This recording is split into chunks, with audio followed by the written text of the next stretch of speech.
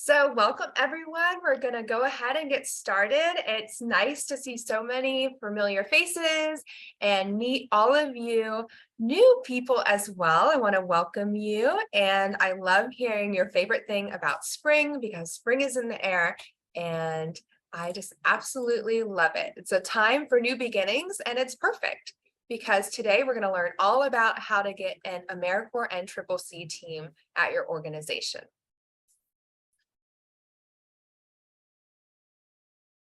Stephanie, we can just go on to the next slide.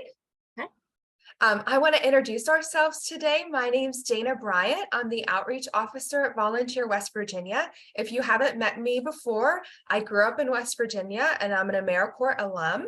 For my first year of AmeriCorps service, I actually did AmeriCorps NCCC. I was stationed in Iowa and I traveled all throughout the Midwest. I had such a great time that it actually inspired me to move back to West Virginia, and I just absolutely love the program. So I'm really excited that we have Stephanie Chan with us today. She's going to explain a little bit about NCCC and how to get a team. And Stephanie, do you want to introduce yourself? Yeah. Hi, everyone. My name is Stephanie Chan. I actually did the VISTA program before I got my current job with NCCC. And one of the places I served as a VISTA was actually Mingo County, West Virginia, where I got to live a little bit in a tiny little town called Kermit. I love West Virginia. I've been the NCCC point of contact for the state for, gosh, Dana, next month is 10 years now. Oh my gosh. So definitely a state that has a firm place in my heart. So I'm really excited. I love sending NCCC teams to West Virginia. We're actually going to have one in Thomas starting next month, which we're super excited about.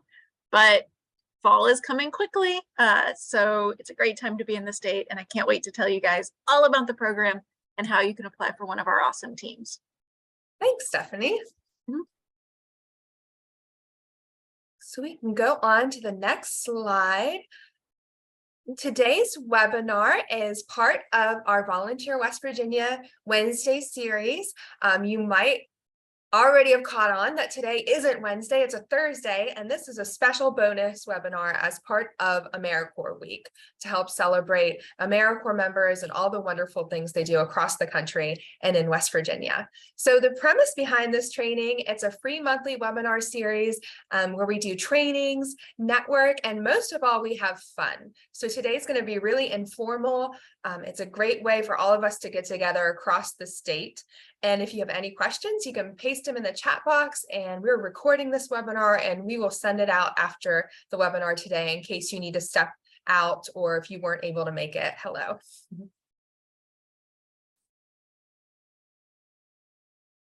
So like I said, happy AmeriCorps Week. It's actually starting on the 13th, but here in West Virginia, we love AmeriCorps so much, we are kicking it off early. So if there's any AmeriCorps members, alumni, or program staff, I know I saw Pam a lot on the call today, we want to say thank you for your service and happy AmeriCorps Week.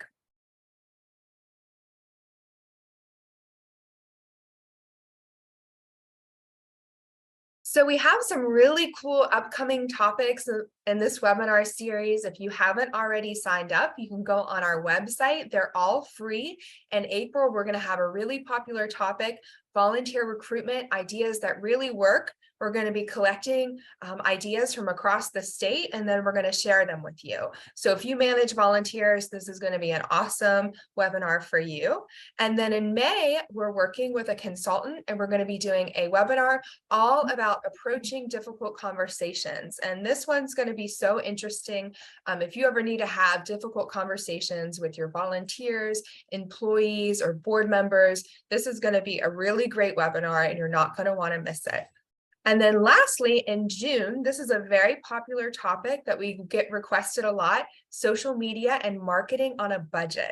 So we're going to have a local advertising firm present this webinar, and it's going to be really interesting to see what ideas they have. So be sure to register on our website. We also have a grant writing training coming up in this series. You're not going to want to miss that. Normally like 100 people sign up for that. So sign up for that too, and then check it all out on our website. I'm a great beginner grant if anybody wants to try one. And Just Stephanie's plug. totally right. Yeah. So if you're just dipping your toes into grant writing, applying for an NCCC team with Stephanie is perfect. It'll be a great start for you. And then today's topic, like I mentioned, it's all about how to get an NCCC team. This is an amazing program that sends young adults across the country to volunteer. And it's a great way to bring new people to West Virginia. And then sometimes they love it so much, they fall in love and they end up staying in the state. And I'm really happy to have Stephanie here with us today, and she's going to tell us all about it. Hey everyone, and she's not kidding. We just sent one of our current classes graduated today, and a few of them are headed to Charleston Airport later this afternoon. So a little bit, I do want to talk about NCCC. To get us started, I'm going to talk a little bit about our history. I didn't do our family tree, which I do have a copy of, but AmeriCorps NCCC is actually the smallest branch of AmeriCorps. Usually when we talk about AmeriCorps, people think of Dana and State National or our Vista members sometimes. NCCC is another branch of AmeriCorps. We are the tiniest branch, whereas State National probably has 60 to 80,000 members nationwide. Vista probably has 6,000. NCCC has like 1,200. So we are much smaller, but we are small but mighty. We've been around for 29 years, and we've been serving in West Virginia since 1999. We're the only full-time residential branch of AmeriCorps, meaning our members come to us for a 10-month term of service. We cover room and board, and they spend 9 of those 10 months basically traveling around the country doing really cool projects in really cool places. Our members are 18 to 26. We'll talk about them a little bit more in depth later, but they spend the whole time doing really cool direct-based stuff all over around the country. There is no, to talk a little bit more about them. Our mission is to strengthen communities and develop leaders. We get kind of a lot of questions about our members. I'll tell you, there's no education requirement to join NCCC. In fact, we'll even cover the cost of a GED if somebody wants to earn that while they participate in the program. The size of our teams differ throughout the year, but it runs from 8 to, I would say 6 to 9, at the smallest to the biggest. Occasionally we'll have a team of 10, but rarely is there a team under 6. They come all over the country. For some of them, this is their first job experience, whereas for others, they've been representing themselves professionally for a while. Most have beginner skills, but they're super excited to work. This is a picture of a team that was in Elkview back in 2022. Among other things, they were doing a tire cleanup on the river there. So like I said, we are a residential program. Our typical projects run anywhere from 6 to 8 weeks. We do have some that are as short as 3 or 4, or as long as 10 to 12. But the actual project is about 6 to 8 for the most part. Like I said, our teams vary in size, but the members are all between 18 and 26 years old.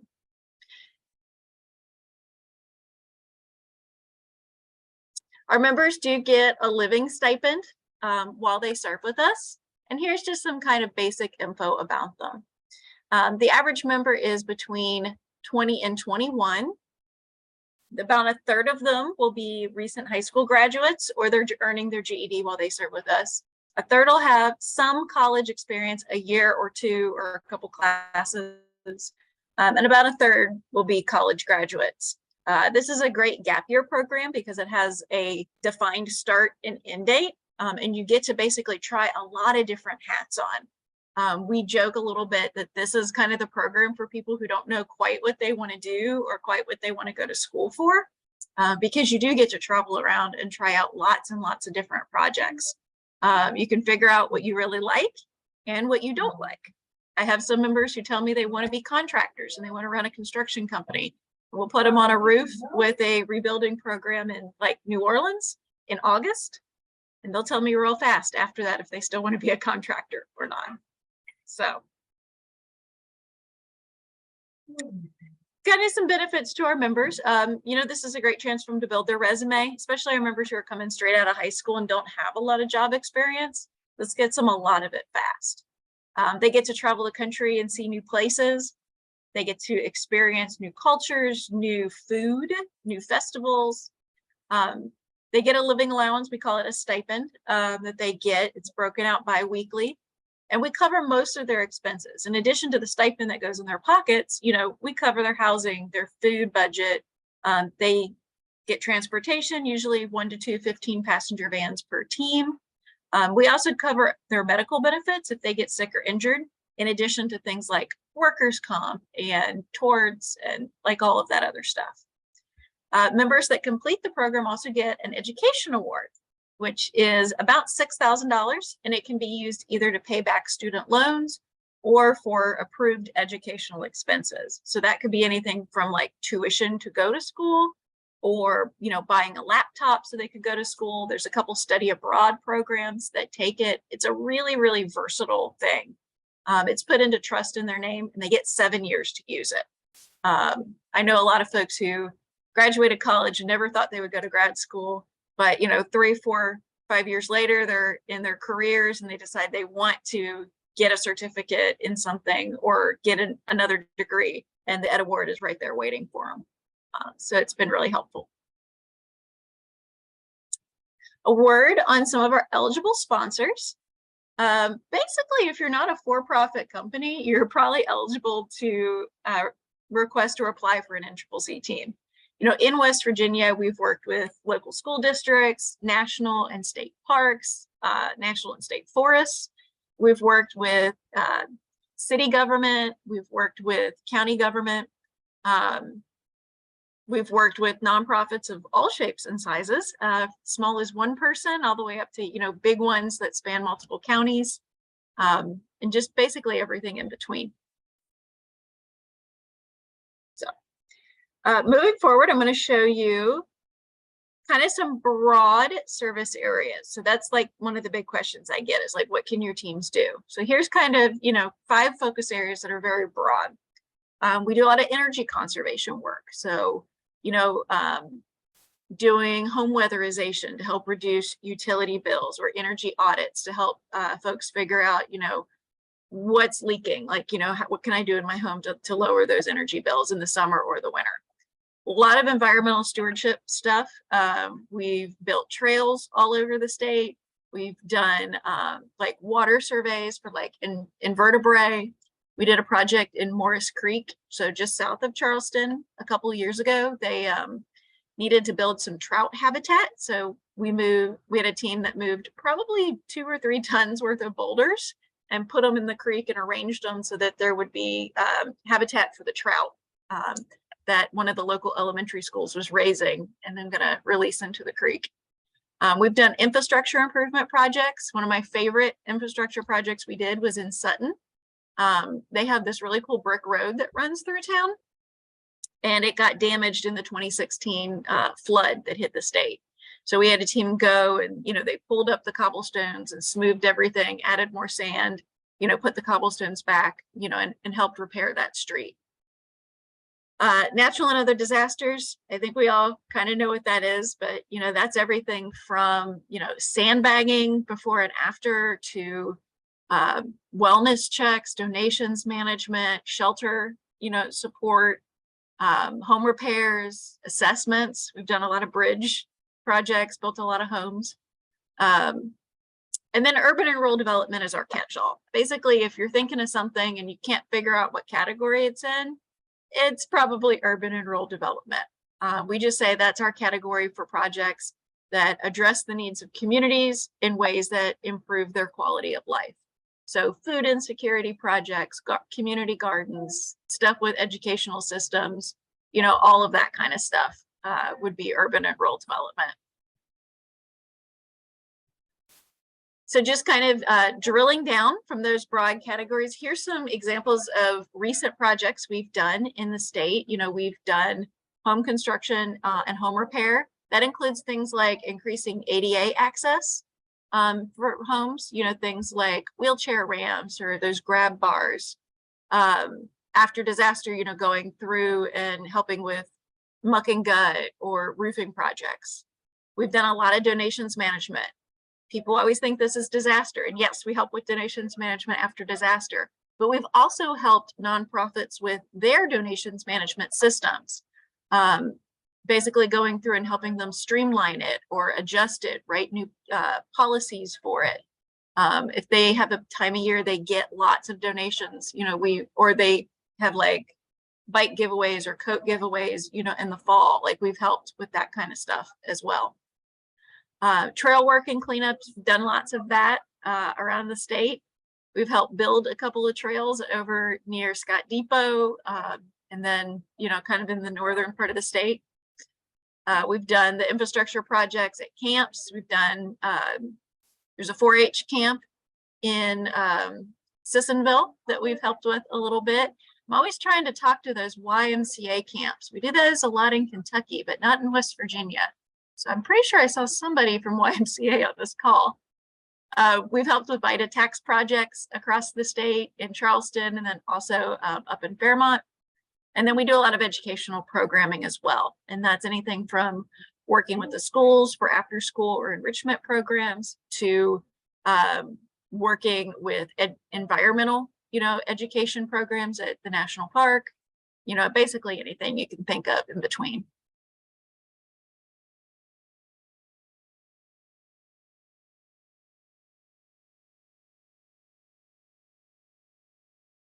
So let me give you some examples of really specific projects that we've done in West Virginia in the last couple of years. So this is a cool project that I liked. I was not super impressed with it when I first read the application, I have to tell you. But the community was going through just kind of a spike in folks that were either being evicted or they were moving out. And you had a lot of homes that looked like this one, kind of in a condensed area. They were just, they were boarded up. The project was actually with the county government. So they were, basically going through and boarding these homes up. And it was just getting to the point when you had multiple homes boarded up in a very small area, it was attracting some crime. What they did was they wanted to paint the plywood. Now, this didn't sound super exciting to me, but we did some reading about it. We approved the project. It was very low cost. They had to buy paintbrushes and black and white paint. But let me show you the difference, the before and after of simply painting the plywood.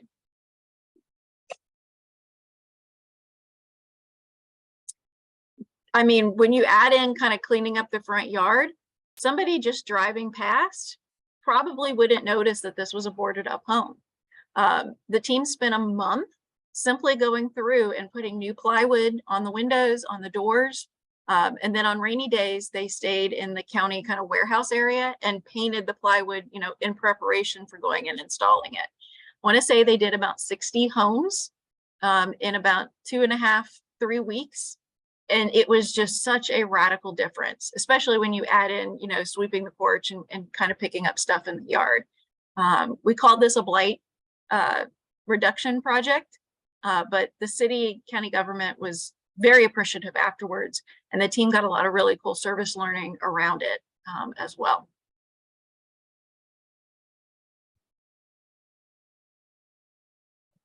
Dale, I see your question. I'm going to get to it in just a second. This was the second project we did. This was actually in early 2022. We worked with the United Way on a VITA tax project. The team served for 6 weeks.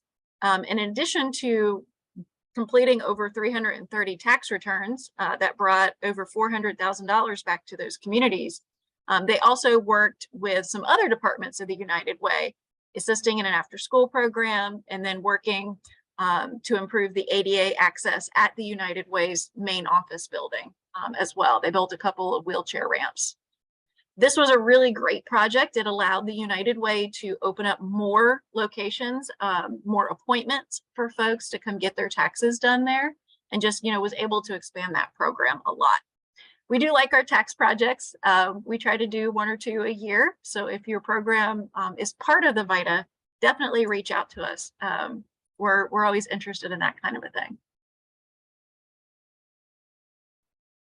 So how do I get a team?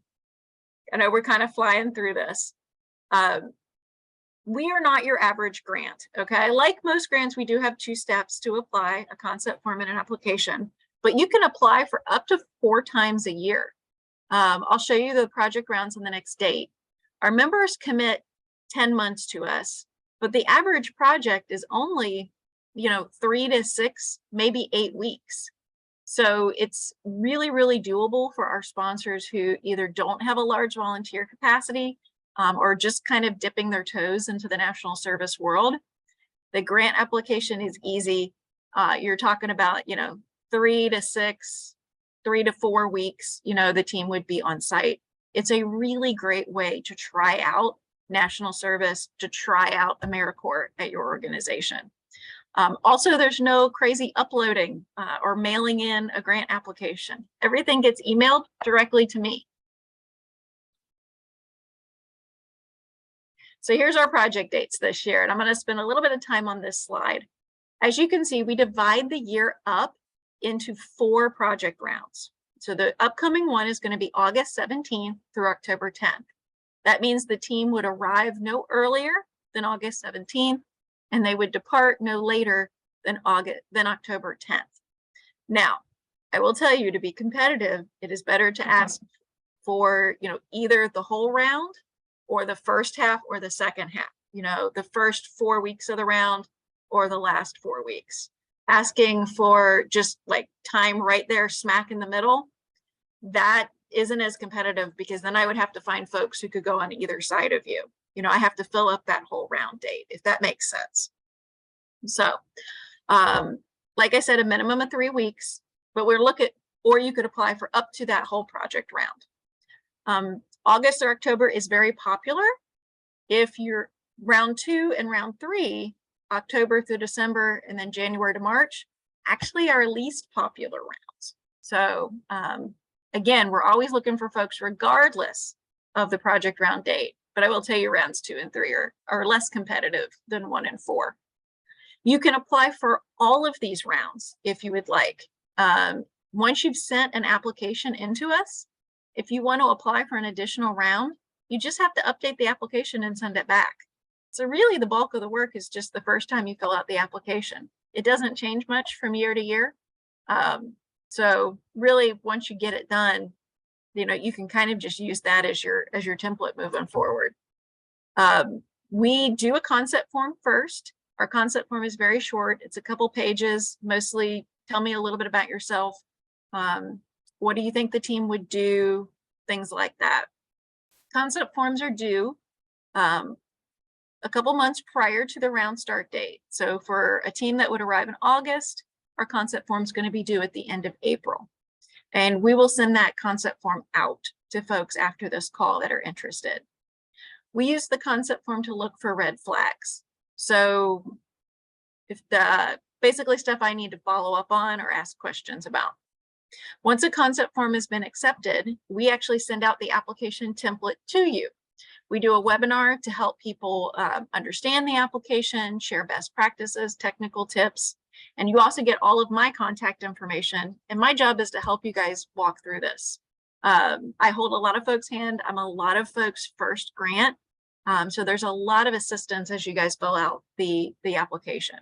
It's not terrible, I promise. It's asks no financial information at all, for example. Like I said, too, you can apply for multiple rounds if you would like. I usually suggest that as well.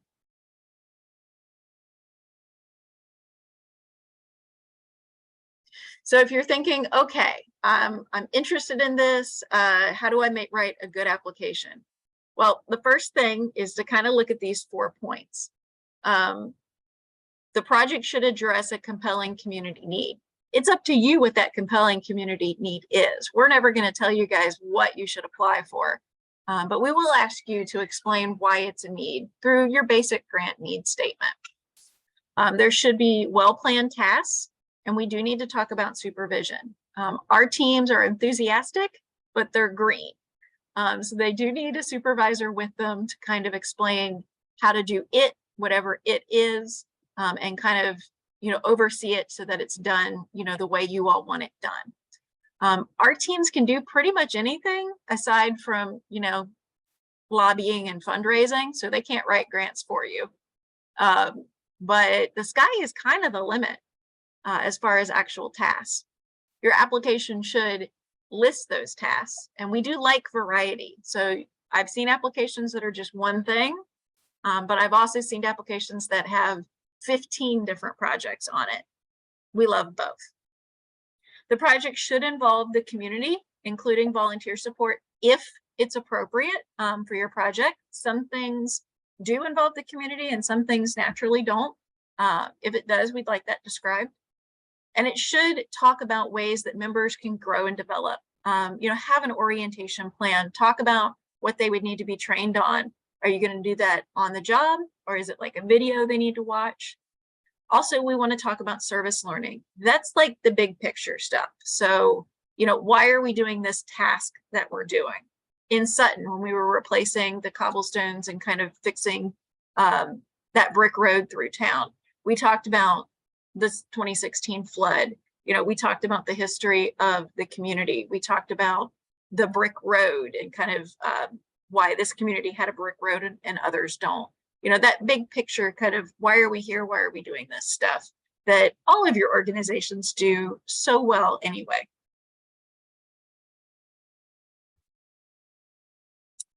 A couple more things, just talking about the role of the sponsor. NCCC is going to provide a lot of stuff to help. We're designed to basically work with folks who are new to national service. So your members are going to come to you already formed as a team. They will have a team leader. They are not a technical lead, they're a logistical lead. But the team leader handles things like budgeting and personnel stuff, with the members. They're also a point of contact for you. So you just have to tell one person something and they'll disseminate it to the team. They know their team too. So you can meet with the team leader and say, here's the task, and they can help, match the right person to the right task. You can split teams up. I joke that they're like bats. They have to roost together at night, but you can separate them on different projects during the day. They're going to come with transportation, a 15-passenger van or two. We cover the gas and the insurance on that van. They've also already been federally background checked, including fingerprints and against the sex offender registry. They are covered by our torts. They're covered by our workers' comp. So all of that stuff, we've provided. A few things that we do request from you all. I've already talked about training and supervision a lot, but that's a big thing. We also request the materials to do the job from you all. So if they're painting a building, the paint and the paint brushes. If they're rebuilding homes, obviously the lumber, the materials, things like that. And then the final big one is housing. And I see, Jenny, you asked that question in here. The housing is also something we request from our sponsors because you guys know what's safe. Your local communities.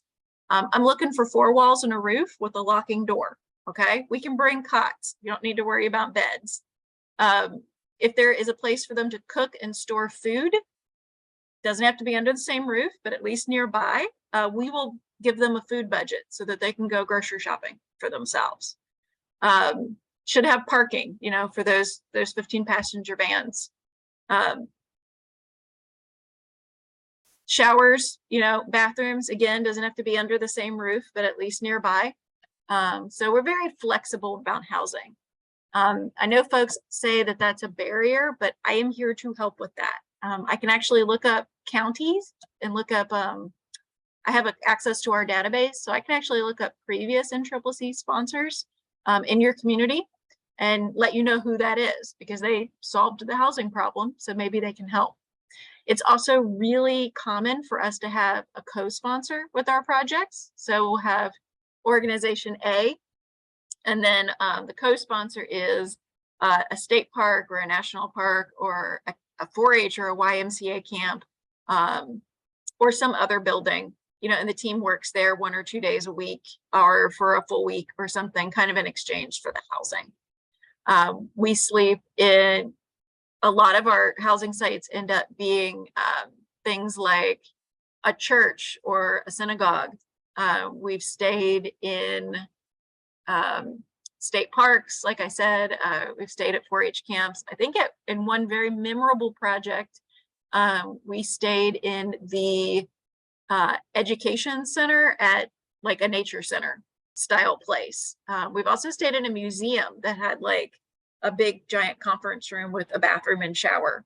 So we stayed in kind of that area, you know, all in these are all West Virginia examples. So if you're thinking this is a great thing, but you're worried about housing, please, please call me, apply anyway. When we do that first step, that concept form, all I'm looking, as far as housing goes for that form, I just want to know what you're looking at. You do not have to have housing figured out when you send us a concept form.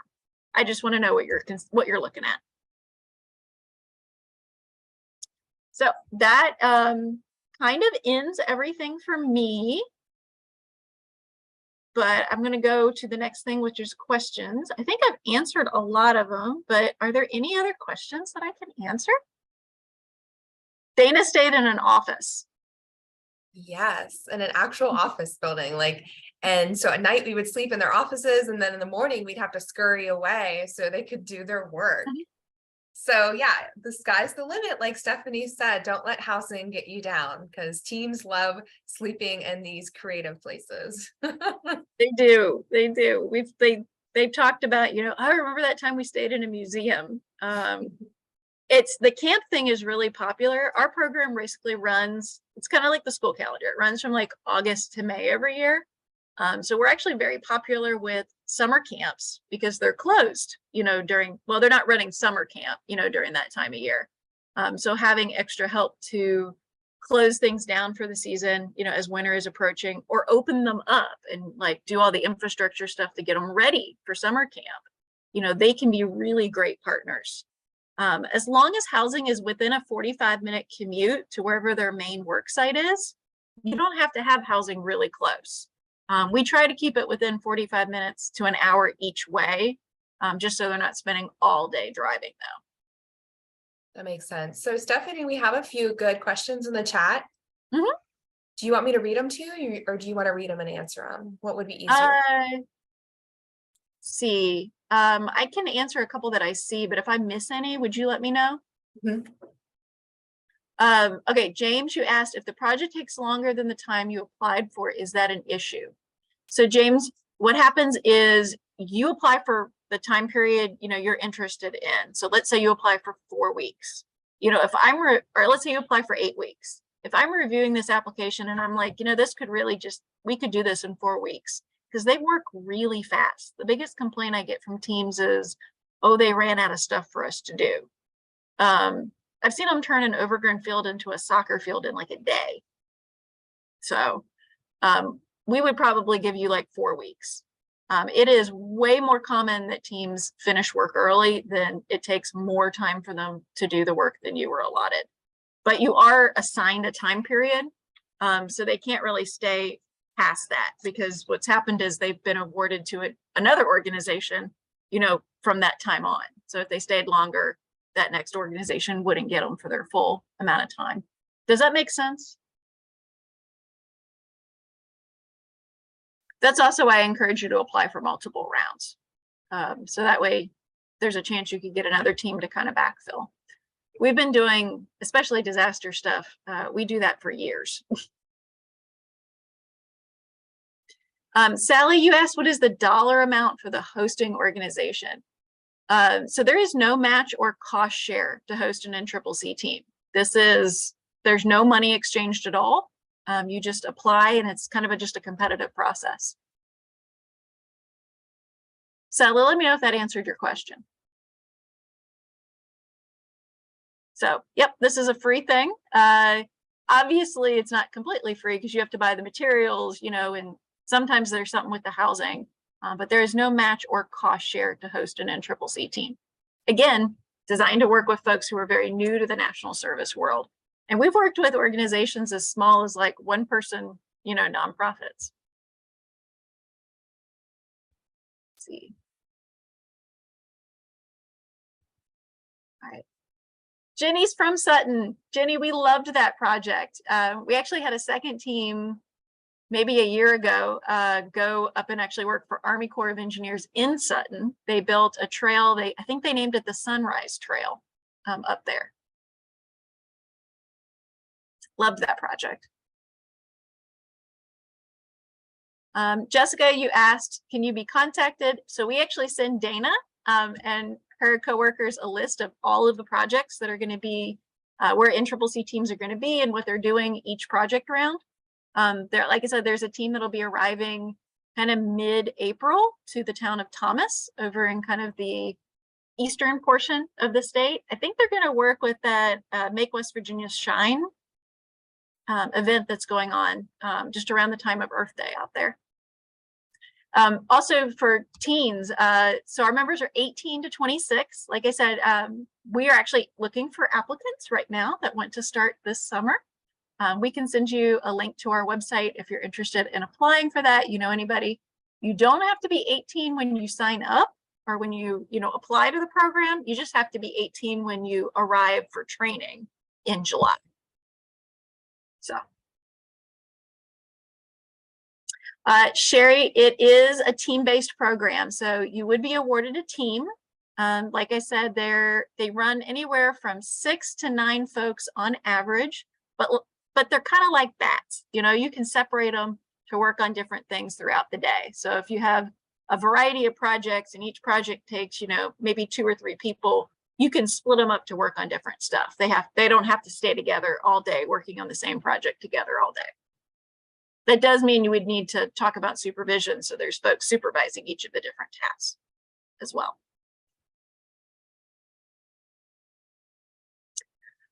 Leslie, there's no uploading of applications and stuff. We'll definitely get you a recruitment link for young adults, but we'll send you the concept form after this and it comes right back to me. Everything's through email, trying to make it as easy as possible.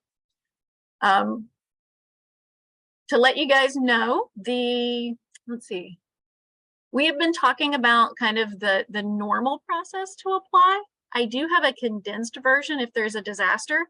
So within like a month or two, when the flood hit in 2016, we had teams on the ground within a week, out there responding, assisting with the donations management, with sheltering, with wellness checks and assessments and stuff like that. And then we were still doing kind of long-term recovery projects up through, I want to say up through May of 2022. I haven't had one apply since May of 2022, but we'll stay doing disaster stuff for quite a while. But in those first couple months after disaster, we do have a disaster response plan. It's a condensed version of the application, but definitely something to keep in your back pocket should something happen. And you're looking for volunteers quickly. There is a way to get an NCCC team quickly for disaster response. I'm the contact for that in West Virginia as well. Sherry, I don't know if there's one in Hampshire County. I don't think we will have a team there in the next couple of months. But if you want to apply, like I said, I'm doing outreach right now for fall through spring.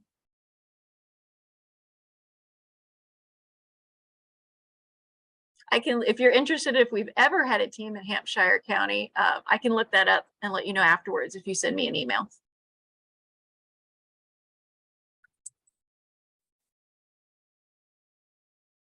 I'm going to put my email in the chat. You beat me to it, Stephanie. I was just about to do it.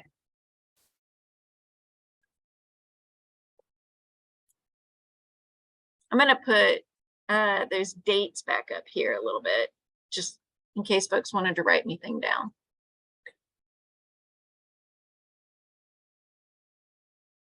Jessica, I would love to have more of our members from West Virginia.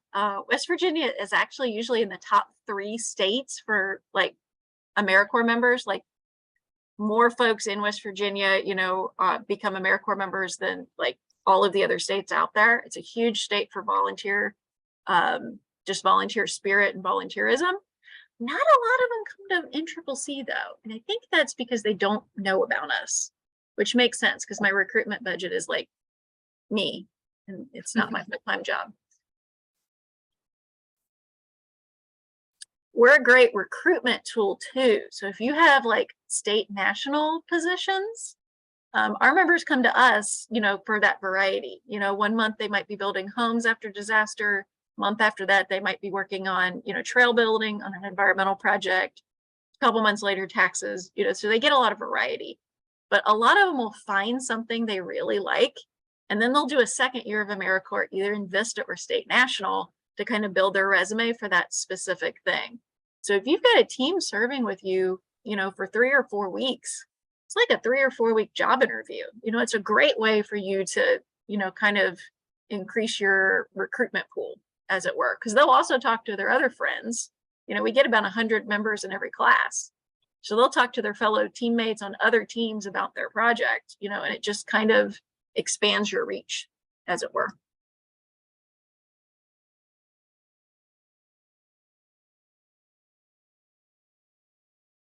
So we got some AmeriCorps alums. I was 2009 to 2012.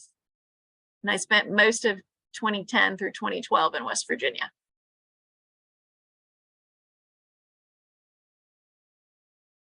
Okay, any other questions? This is not a speak now or forever hold your peace thing. If you have a question you just don't want to ask in front of the group, you can either, if you see on the chat thing where it says to, and it probably says everyone right now, if you click the little down arrow, you can send a question directly to me, Stephanie Chan, and I can read it kind of like anonymously, or you can send it to Dana, and I'm sure Dana would read it anonymously. Or you can just email it to me later, if you'd rather. Dana, did I miss any questions? I wasn't watching the chat. No, other than Sherry wanted to know where you served at, Stephanie. I served with a program called, I served with a couple folks. I served with our state emergency management office, and then I started with a nonprofit called the Christian Appalachian Project in their community development department, which no longer exists, sadly. But we did a lot of nonprofit training stuff. So like we hosted a conference called the STARS Conference for a couple years. And then we did a lot of like direct training. They had me out there helping with technology training, because that was when iPhones and iPads and all of that were like brand new. And we were kind of introducing that stuff. We taught a lot of Photoshop classes as well, like a lot of Photoshop classes. Well, that was awesome, Stephanie. You did such a good job. And I hope everyone on the call today will apply for a team. After today's call, I will email out a recording of this webinar, and I'll include the concept form as well in Stephanie's email. If you have any questions, she's so friendly and sweet and great to work with. I'm so glad. I don't know if you said this or not, but Stephanie's actually, the campus is in Mississippi. So Stephanie's in Mississippi right now, and this is just such a wonderful program, and we hope you all can use it and bring more young people to West Virginia to experience the beauty and the culture here. It's really a special place. And we need more projects in West Virginia, like we really do. It's going to be a priority for us. So this is definitely like strike while the iron is hot kind of a thing. We are looking for stuff in West Virginia. We want to send teams to the state. It's a beautiful state. There's so much cool stuff up there.